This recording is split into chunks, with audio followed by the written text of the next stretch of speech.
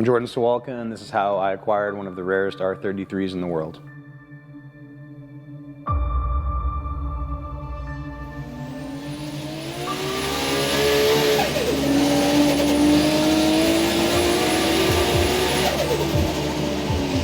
So, kind of growing up in like that 2000 to 2005 era of cars. So I started with kind of, I would say more the import scene. I really, really loved GTRs though. So that was like kind of a halo car. I know it's kind of cliche, but like, you know, we played Gran Turismo and that's kind of how we like really got into like fast cars and driving around Nürburgring.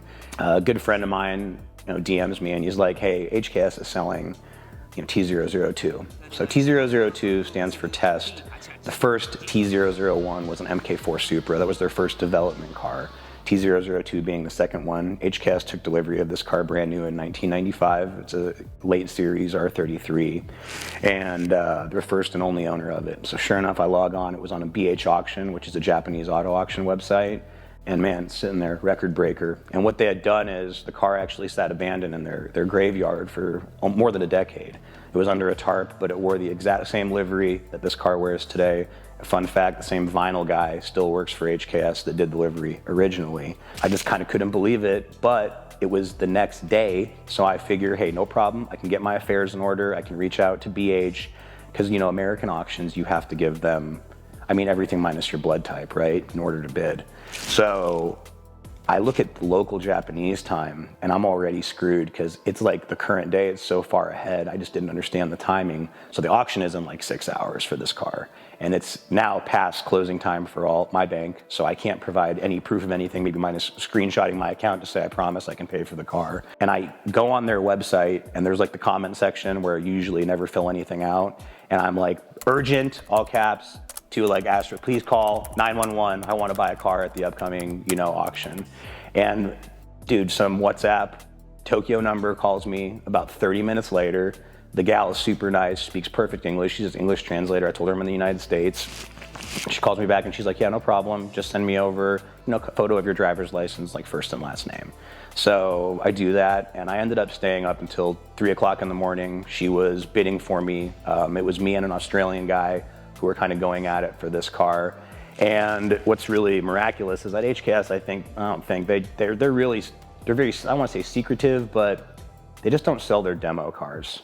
So the fact that this car was going up for auction was extremely unique. So I won the car. The plan was to bring the car stateside after that. And the day after auction ended, the gal that works at BH Auction said, hey, you know, BH Auction's CEO and HKS's CEO are actually, you know, they're good friends, and they're really interested in bringing the car back to what they called Tsukuba spec. So this car was a world record holder. It held the lap record at Tsukuba, and it also held the 0 to 300 kilometer an hour record. So, you know, you win the car, and then, you know, you spent the money, and then HKS reaches out to you and basically says, hey, we want to bring the car back to its glory days. It's kind of hard to say no. So instead of getting in a container to come to the US, the car got loaded up and was delivered back to HKS. I ended up meeting who's now a really good friend of mine that works there. He kind of, you know, said, hey, this is what we want to do. We want to do the stroker motor. It has still an H pattern. It's a 5-speed still, but the gear set is a race gear set. It was never available to the public. And they proceed to just put like crazy, like the stuff that they were able to find for the car, like new old stock, like high kiss system. It's all-wheel drive again. It has new old stock front and rear differentials. It was basically a nut and bolt restoration exterior before, but the powertrain got the same treatment. And you know, in the beginning of it, you're just like, dude, this is kind of surreal. Like, I'm emailing HKS right now, HKS Japan, you know, I just couldn't believe it. And they were so kind, and they were really stoked because they could tell that I loved the brand. Guys, we're wrapping up our GTR sweepstakes to get entered to win our 650 wheel horsepower GTR and $15,000 in cash. And we're doing a 5 times multiplier on everything on 1320video.com. Highest multiplier of the sweepstakes. You've seen all the t-shirts we have for sale. Let me show you some of my other favorite items you can buy to get entered to win the GTR and the cash. We've got our new straw hats. We've got 4 different styles of these, our polarized sunglasses. We've got lanyards and key tags, carbon fiber bottle opener, our 1320 Street Shine, we just rebranded, it's looking fresh. And then one of my favorite items on our website, our XXL drying towel. You can dry your entire car or truck with one towel without wringing. Go over to 1320video.com. We got over 200 items to get entered to win our GTR in the cash.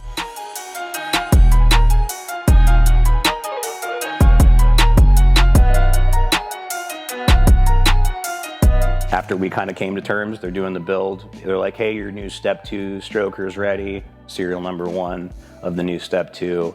And I'm just like, man, this is like freaking surreal. You know, I couldn't believe it.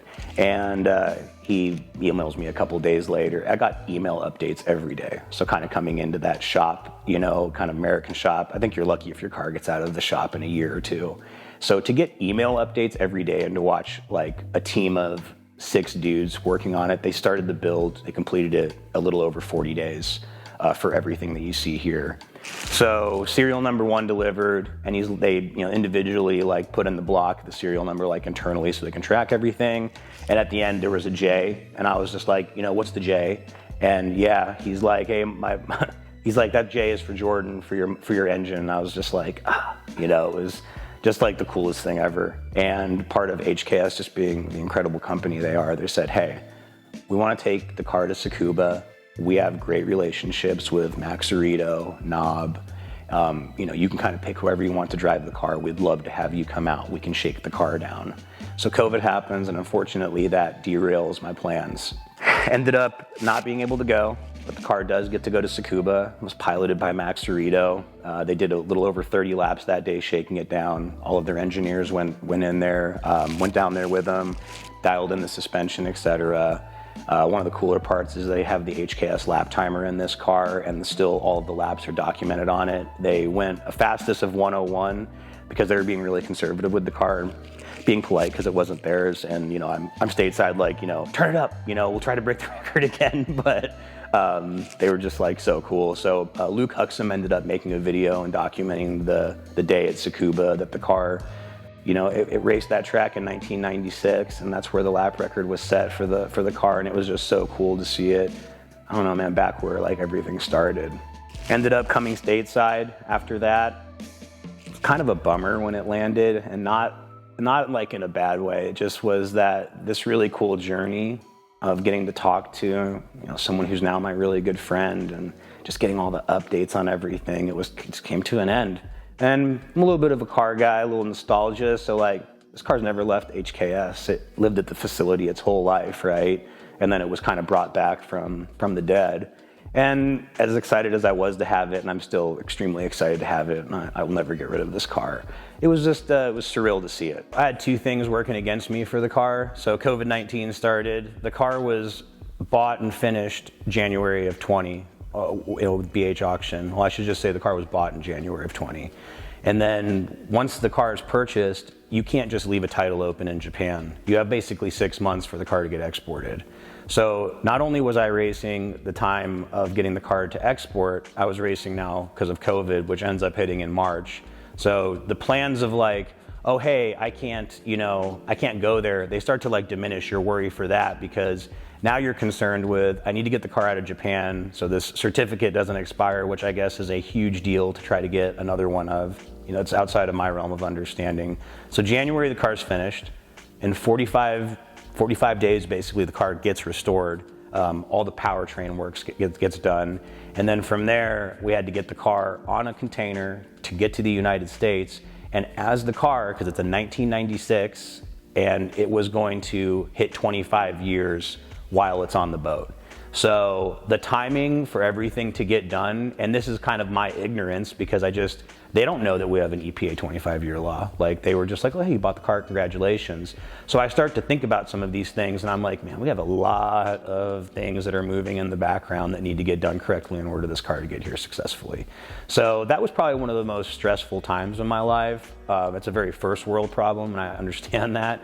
But just to be able to say, hey, you know, COVID shut the world down, and all the ports were closed, and it was just extremely an unsure time, right? So luckily, before the supply chain crisis happened, because I think the car would have taken a year to get here otherwise, we were able to get the car on a boat, and then it landed in April, May of that year. So it turned 25 on the water on the way to the United States. So by the time we unloaded it, it cleared customs, it was NHTSA compliant because of the 25-year law. So I look back on it, and I mean, it was just like hitting, you know, a bullseye on a dartboard. So the build is a serial number 1, step 2 stroker. So it's a 2.8 stroker now. The car has 4 different maps, low power being about 550 all-wheel horsepower, high boost being a little over 750 all-wheel horsepower. And one thing I find to be like really interesting, that's like a pretty big number. The car is gutted now. It's got carbon fiber where a lot of metal was. So it's really light. And it makes some steam. Like when you're driving on the street, it's crazy to think it's a circuit car. So when I watched the video of them on the track that day, it's just like, man, the fact that, you know, I track cars semi-regularly, we track the ACR.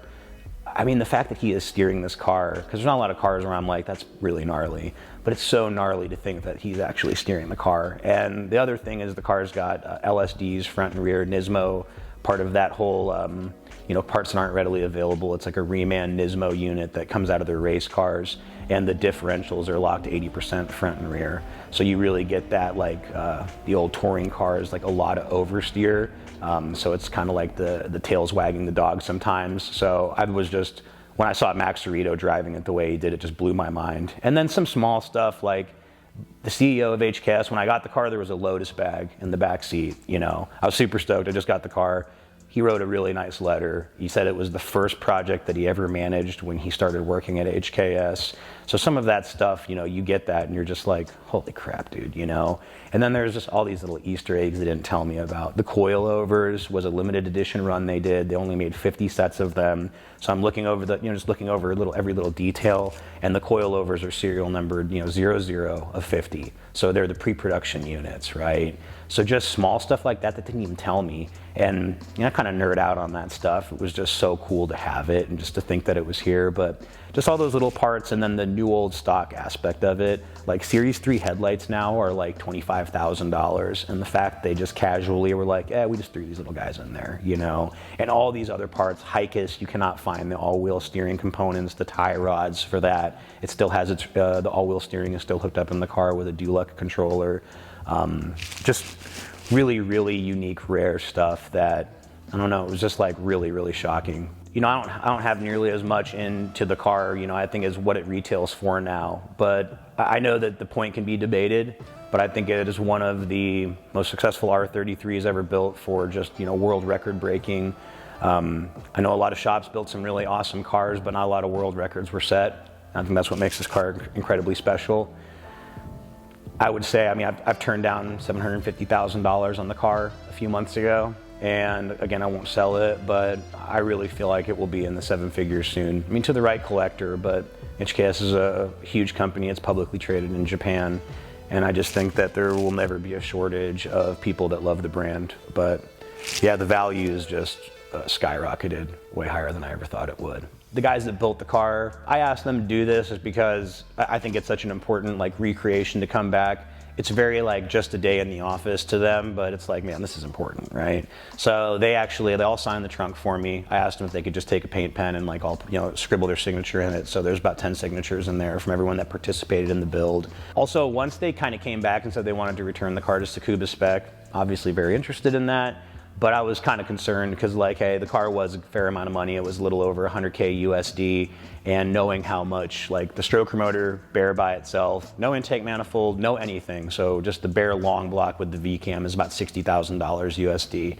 So when they sent me the estimate for the stroker, all of the drivetrain, the transmission, I mean, everything to be done powertrain-wise, and that, you know, that doesn't even, you know, the Hikis and stuff that was outside of the powertrain, it was right around the cost of what the stroker motor is. So a lot of that helped that I loved the brand so much, but that really was one of the coolest parts of it, is they could have just said, hey man, you know, this is what it is. But I think the exact words were, we really appreciate your patronage for HKS. So that was just one of the coolest things. So they gave me they were very generous with what they did for me, but you know, created a monster. This is kind of like the feather in the cap. There's no next for me as far as like the experience. I don't really think I want to chase the dragon on that, right? This was just, it's never going to be better than that. And just watching them be excited and asking for updates, and you know, they were just out here a couple of weeks ago. They still love the car, and you know, watching people who have heavy nostalgia for the car, watching the guys that came out, and when they were looking at it, they were just, you could tell they were really excited. And you know, one of the guys was like, man, it's just really cool, it's here in Arizona, you know, speaking through a translator to me. HKS USA, ironically, is just about 25 minutes from here. So they were out there visiting, and then they came over to see the car. So you could just see the memories like running through his eyes when he was looking at the car, and that stuff is just really cool because it was such an important part of their company's history. And now that it's here, I mean, I don't know, what more could you do experience-wise than that, you know? And that's how I acquired one of the rarest R33s in the world.